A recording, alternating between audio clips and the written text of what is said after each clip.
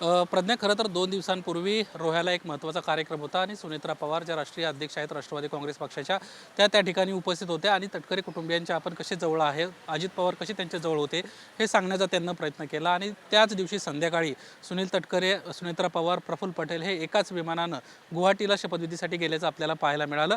आणि त्यानंतर दुसऱ्या दिवशी आपण जर पाहिलं तर दिवसभर माध्यमांमध्ये सुनील तटकरे आणि प्रफुल्ल पटेल यांना पदावरूनच काढून टाकण्यात आलं की काय, अशा दिवसभर चर्चा रंगल्याचं आपल्याला दिसलं. सुनील तटकरे हे राष्ट्रीय महासचिव आहेत, तर प्रफुल्ल पटेल हे राष्ट्रीय पक्षाचे कार्याध्यक्ष आहेत.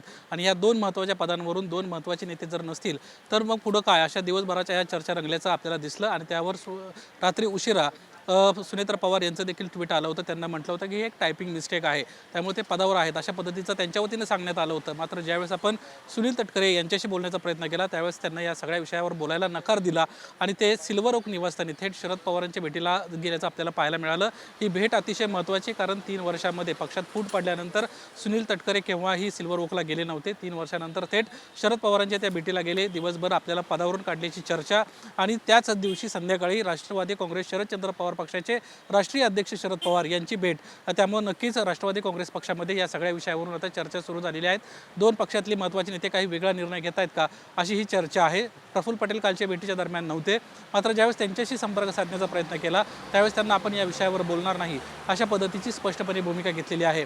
यातली आणखीन एक महत्त्वाची बाब अशी आहे, काल गुवाहाटीवरून येताना मुख्यमंत्री देवेंद्र फडणवीस यांच्या विमानामध्ये प्रफुल्ल पटेल आणि सुनील तटकरे आलेत, जे सुनेत्रा पवार यांच्या विमानामध्ये 2 दिवसांपूर्वी गुवाहाटीला गेले होते. मात्र त्यांना काल त्यांच्यासोबत प्रवास करणं टाळल्याचं देखील आपल्याला पाहायला मिळालं.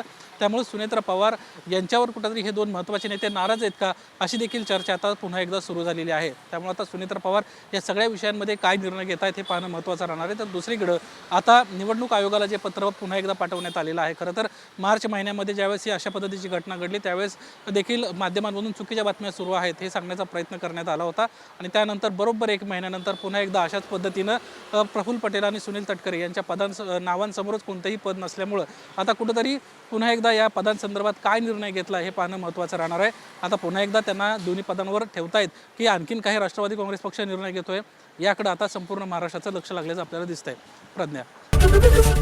एबीपी माझा, उघडा डोळे बघा नीट.